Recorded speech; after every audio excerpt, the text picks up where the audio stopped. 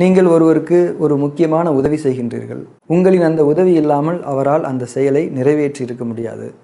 ஆனால் அவரோ அந்த செயலை செய்து முடித்த பிறகு உங்களை பற்றி மறந்துவிட்டார். தான் அதனை முழுக்க முழுக்க செய்தேன் என்று நினைத்து கொண்டும் சொல்லிக்கொண்டும் இருக்கின்றார் என்றால் உங்கள் மனம் என்ன நினைக்கும் என்பது ஒரு பக்கம் இருக்கட்டும். அவரின் கூற்றில் ஒரு பெரிய பொய் இருக்கின்றது தானே.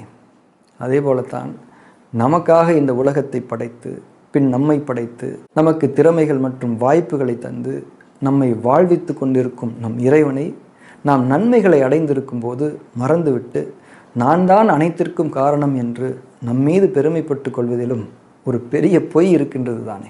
பொய் அழிந்து போகக்கூடியது. பொய் இருக்கும் இடத்தில் அழிவும் இருக்கும். நம்முடைய நோய்களுக்கும் சோதனைகளுக்கும் நம் பெருமை எனும் பொய்யேதான் காரணம். எனவே நம் வாழ்வின் ஒவ்வொரு தருணத்திலும் இறைவனுக்கு மனதார நன்றி செலுத்தி என்றென்றும் சுகமளிக்கக்கூடிய சத்தியத்தின் பக்கம் திரும்பிக் கொள்வோம்.